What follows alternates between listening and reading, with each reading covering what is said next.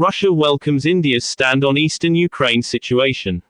Issue can be resolved only through diplomatic dialogue, says India at UNSC.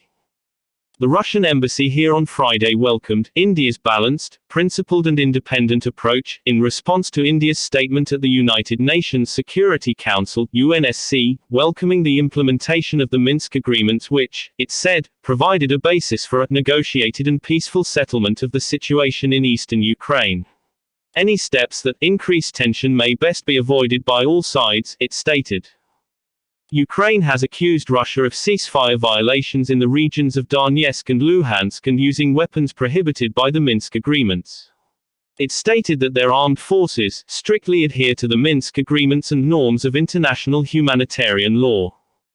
Speaking at the UNSC on the implementation of the Minsk agreements on Ukraine, Permanent Representative of India to the UNSC Tirumurti said, "The well-being of Indian nationals is of priority to us."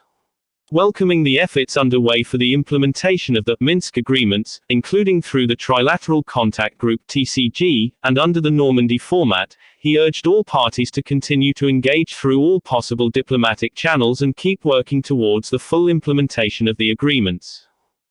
Any steps that increase tension may best be avoided by all sides in the larger interest of securing international peace and security. Quiet and constructive diplomacy is the need of the hour, he stated. This issue can only be resolved through diplomatic dialogue. Defensive actions, Kiev.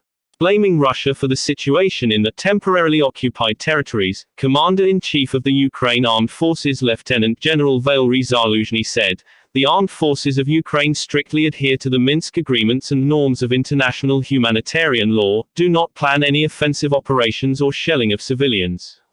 Our actions are purely defensive."